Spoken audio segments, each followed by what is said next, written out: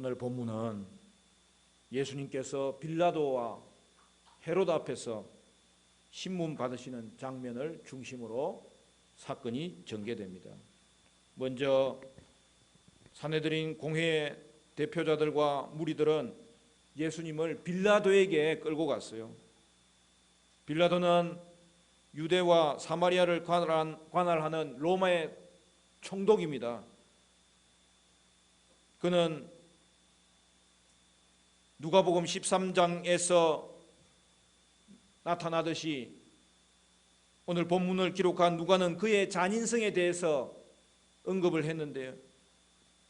빌라도는 성전에서 갈릴리 사람들을 살육하였고 이 일로 갈릴리와 베레아의 통치자였던 분봉왕 헤롯 안티파스의 권위를 실추시켰던 것입니다. 종교 지도자들에게 매수당한 무리들은 예수님을 정치적인 혐의로 집요하게 고소하였습니다. 그들은 예수님에 대해서 이자라고 이것이라고 지칭하면서 우리 민족을 미혹하여 자기가 고발한다고 미혹한 문제들을 제시하였습니다. 유대 지도자들이 이 용어를 사용하는 것은 이중적인 목적이 있는 것이죠. 먼저는 유대 민족을 미혹해서 하나님의 길에서 벗어나게 만든 자로 예수님을 정죄하기 위함이고, 또한 로마 총독에게는 백성을 선동하여 로마에 저항하게 만드는 죄로 고발할 수 있었습니다. 식민지 백성이 이런 지도자를 따르면 안녕을 책임지는 총독으로서는 곤란에 빠질 수 있기 때문입니다. 그러나 예수님의 사역은 도리어 거짓 지도자들의 가르침을 나타낸 것이었고 하나님의 목적과 계획으로 백성들을 돌아가게 하는 것이었습니다. 유대 지도자들은 구체적으로 두 가지 고발건에 대해서 말합니다. 첫째는 예수님이 가이사에게 세금을 바치지 못하게 선동했다는 거예요.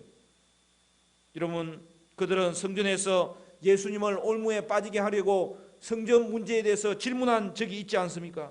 그때 예수님은 가이사의 것은 가이사에게, 하나님의 것은 하나님에게 바치라고 했는데 그들은 일부만 왜곡하여서 고발한 거예요. 두 번째는 예수님이 자신을 그리스도 왕으로 주장했다고 고발합니다. 유대인의 시각에서는 그리스도는 하나님 나라를 통치하도록 기름 부음 받은 사람입니다. 유대인들은 그리스도가 다윗의 아들로서 왕으로 통치할 것을 기대하였습니다. 그럼에도 불구하고 그들은 예수님을, 유대인들은 그리스도가 어떤 의미인지 알지만 로마인들은 잘 모를 수 있기 때문에 뭐라고 표현하죠? 그리스도에게 왕이라는 호칭을 첨가하여서 총독을 자극하려고 했습니다. 왕이라는 말은 로마의 관점에서는 굉장히 민감한 말입니다. 예수님을 반란의 주동자로 몰아서 정치범으로 몰아가려고 한 것입니다. 여러분, 예수님은 두 가지 종류의 재판에서 신문을 당했는데요. 첫째는 뭐죠? 산헤드린 공회, 이 종교 재판에서 신문을 당하고요. 그리고 지금은 누구 앞에 서 있는 것입니까? 빌라도 앞에서, 즉 로마 법정에서 신문을 받는데, 여러분, 종교 재판은 당시 로마가 유대인들을 통치하고 있었기 때문에 그 종교 재판 가지고서는 사형할 권한이 없었거든요. 그래서 이제 로마 법정에 정치적 혐의로 예수님을 고발함으로 예수님을 제거하려고 끌고 왔던 것이죠. 이에 빌라도는 예수님에게 내가 유대인의 왕이냐? 그렇게 질문합니다. 그때 예수님 뭐라고 대답합니까? 네가 말하고 있다. 그렇게 대답합니다. 여러분, 이 말은 다양한 해석을 줄 수 있는 표현 아닙니까? 예수님은 유대 지도자들의 고발처럼 정치적인 그리스도가 아니었기 때문에 그렇게 대답한 것입니다. 이에 빌라도는 대제사장들과 무리들에게 대답합니다. 예수에게는 죄가 없다고 판결하는 거예요. 빌라도가 예수님을 보았을 때는 그에게는 아무런 죄가 보이지 않았어요. 특히 이것은 유대인의 문제지 정치적인 범죄를 찾을 수가 없었던 거예요. 이에 유대 지도자들은 당황하기 시작합니다.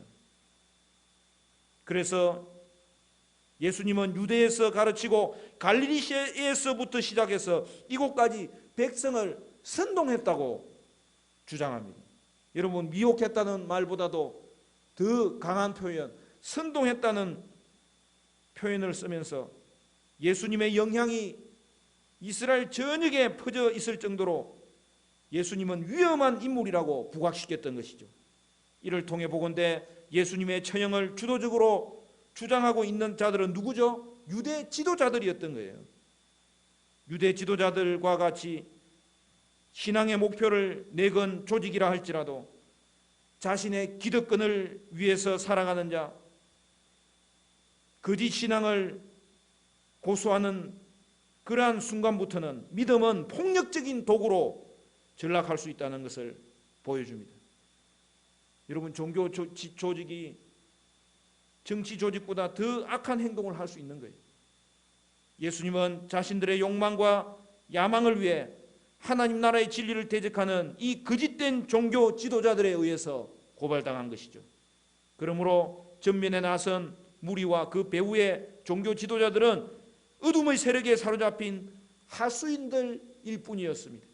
거짓과 탐욕의 노예가 되어서 하나님 나라와 진리를 대적하는 자는 결코 동시에 하나님의 자녀가 될 수 없었습니다.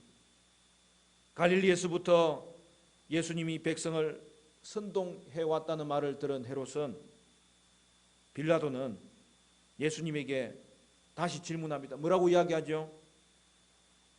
예수님이 갈릴리 사람인지를 질문합니다. 여러분, 이를 통해서 빌라도는 공의의 재판을 거부하고 정치적인 책임에서 벗어날 길을 찾은 것이죠. 왜요? 바로 갈릴리 지역을 책임진 헤롯에게 예수님을 넘길 수 있다고 생각한 거예요. 당시 유월절 명절이었기 때문에 헤롯은 순례자들의 소요 사태를 감시할 목적으로 그 시기에는 늘 예루살렘에 와 있었던 거죠. 만일 헤롯이 예수님에 대한 유죄 선고를 내릴 근거를 찾으면 유대 지도자들도 만족시키고 자신도 이 사건에서 벗어나게 될 것을 생각한 거죠. 그래서 빌라도는 어떻게 해요? 자신의 책임을 헤롯에게 전가합니다. 예수님을 넘겨받은 헤롯은 두 가지 이유로 만족합니다. 먼저는 헤롯이 빌라도가 자신의 근한을 존중하는 것을 보면서 기분이 좋았습니다. 평소 원수였던 그들이 그날에는 친구가 되었습니다. 또한 그는 예수님의 소문을 듣고 있던 차에 드디어 예수님을 볼 수 있게 된 것을 너무너무 좋아했습니다. 그러나 그가 예수님 보기를 원했던 이유가 뭐예요? 예수님에게서 이적 행하심을 보려고 예수님을 만나보려고 했던 것이지 예수님이 누구인지에 대해서 그는 알고 싶은 자가 아니었습니다. 8절 말씀 우리 같이 읽어볼까요? 8절 다 같이 시작. 헤롯이 예수를 보고 매우 기뻐하니 이는 그의 소문을 들었으므로 보고자 한지 오래였고 또한 무엇이나 이적 행하심을 볼까 바랐던 연고르라.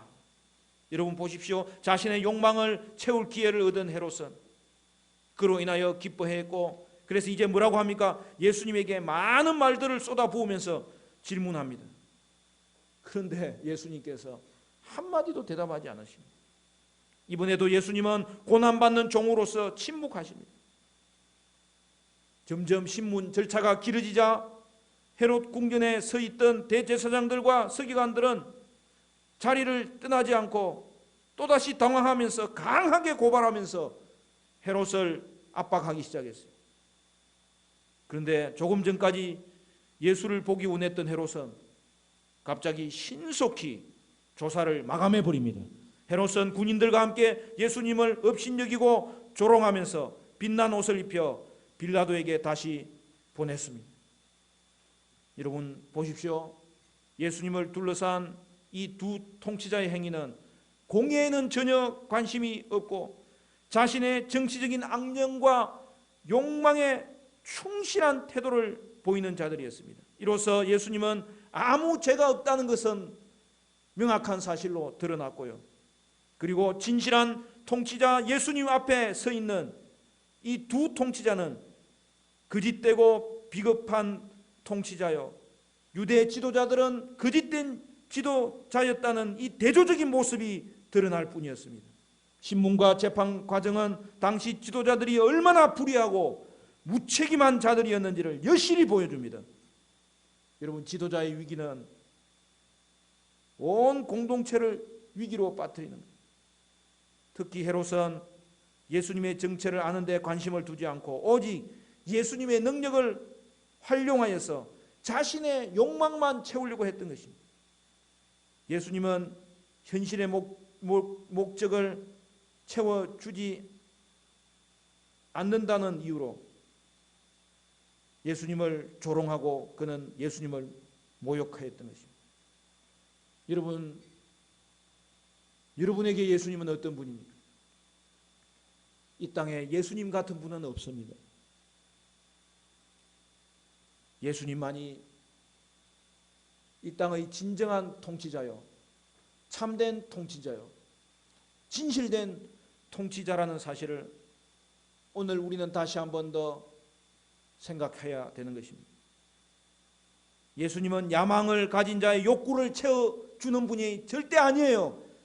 예수님은 우리가 그에게 복종해야 되는 분이고 그에게 경배를 드려야 되는 분이고 그분의 뜻에 우리의 뜻이 맞는지 비춰봐야 되는 분이고, 그래서 우리 예수님은 이 땅을 위한 구주시요 이 땅의 진정한 왕이신 거죠.